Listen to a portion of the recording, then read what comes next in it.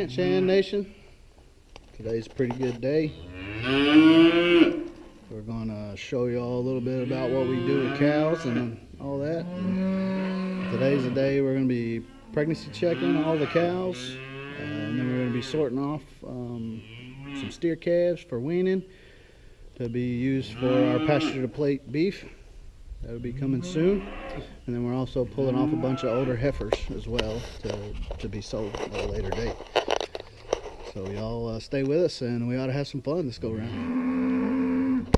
Here at HFR, we try not to drive our cows, if at all possible, to limit the amount of stress that they have to endure. We consider our cows sack broke, which in essence means that if you rattle a feed sack at them, call them up with a familiar call, they tend to cooperate. We don't have any horses here at the ranch because none of us are real good horsemen, and the care that is needed for a horse would take away from what we're trying to accomplish out here on the ranch. We aim to try and make this process as stress-free as possible on the cows.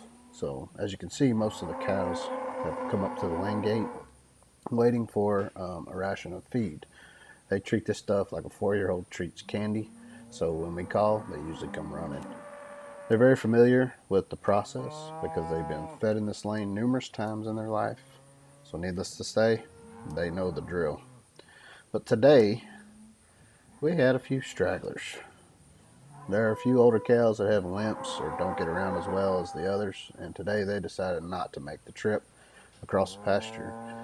So Nana had to make the trip down into the pasture to call them up. Now the confusion sets in for some of them. They don't understand why, when they're standing at the gate, Nana is calling from out in the middle of the pasture. So they begin to start migrating back toward Nana in the RTV. Once Nana gets the bulk of the stragglers up and following her, she comes on around the corner and everybody's on the same page again. And we put the feed down the troughs, open the gate, and here they come. We caught everyone except for 2 of our oldest cows and their calves. We'll deal with them at a later date because we're very firm believers in there is always tomorrow, and that translates to they will come up again another day and we will adapt and overcome. It's already hot. We're already sweating. We ain't even got started yet, but it's gonna be a good day.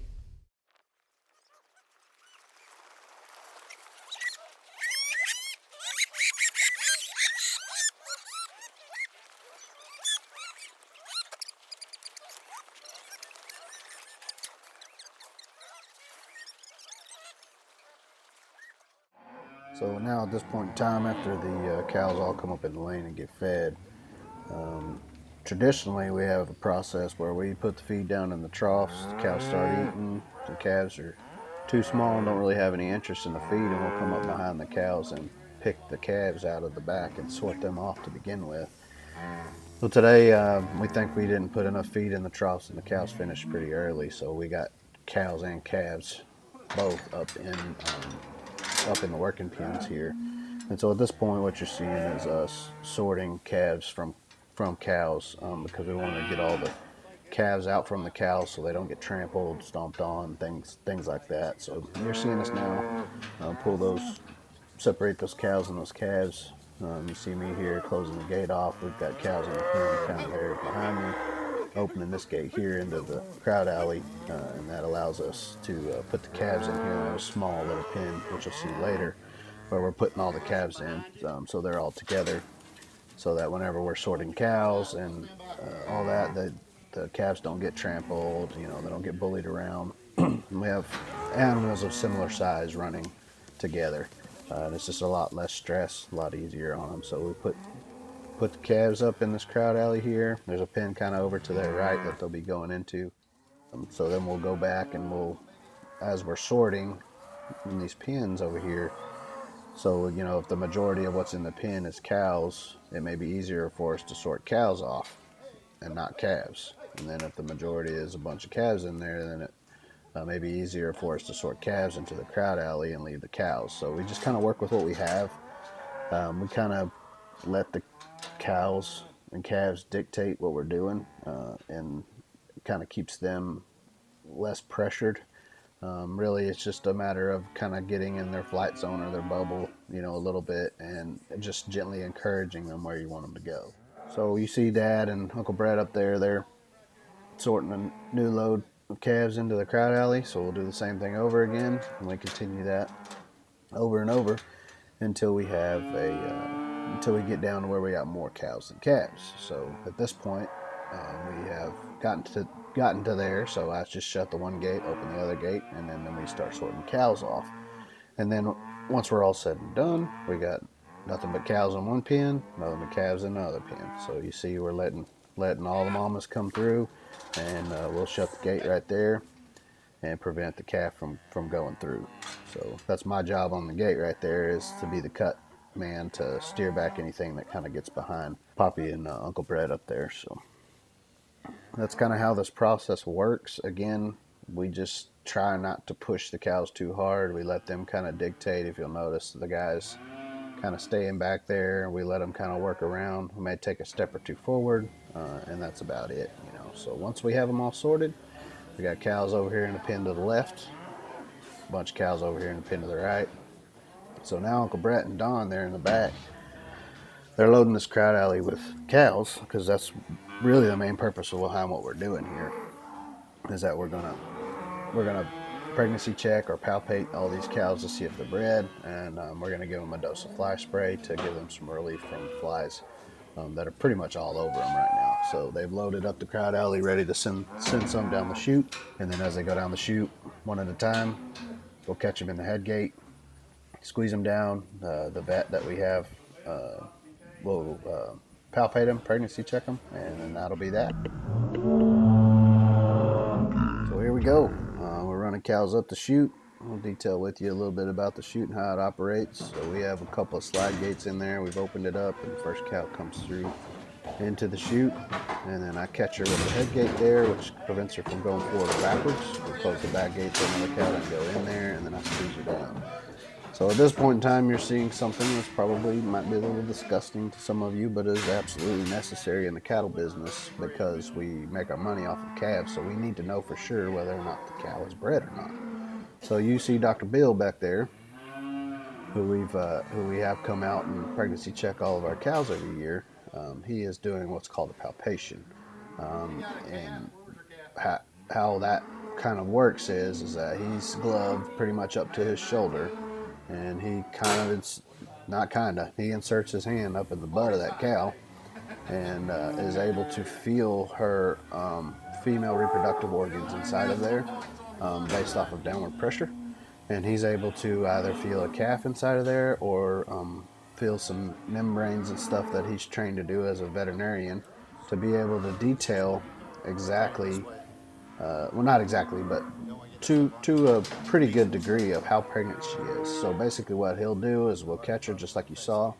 He'll go in there, he'll feel around, he'll go, she's 2 months, or she's 3 months, or she's open. So at this point in time, we're really just concerned with, are they bred or are they open? Because at this point in time, they'll come out of the head gate once we release them into this pen, like you see the white cow over there.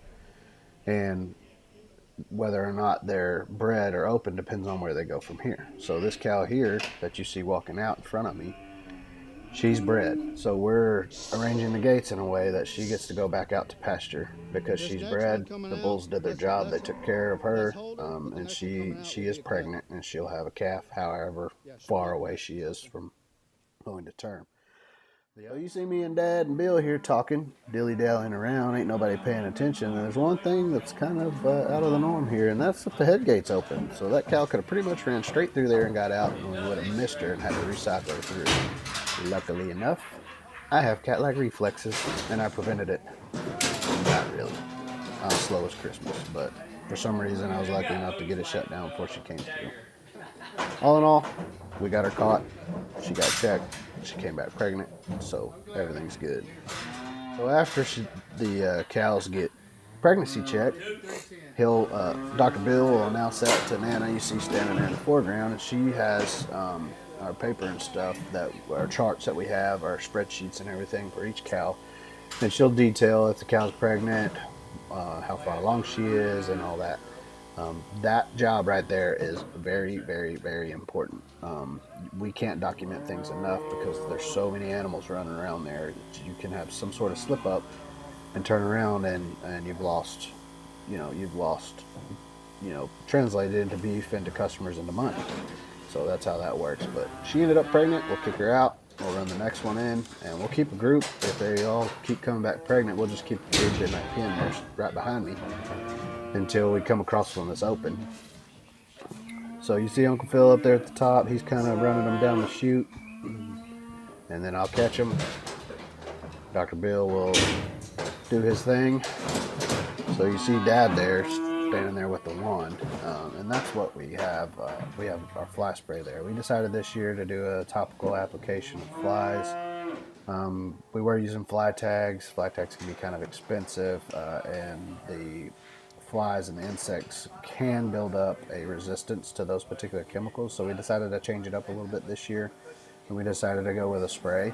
So every cow and every calf today got sprayed with a chemical to not only kill contact with the flies, but also acts as kind of a bug repellent, if you will, for the future. And it works pretty good. So we just kind of douse them from top to bottom, try to get under their bellies as best we can there in the chute, and then kick them out, and they're ready to go.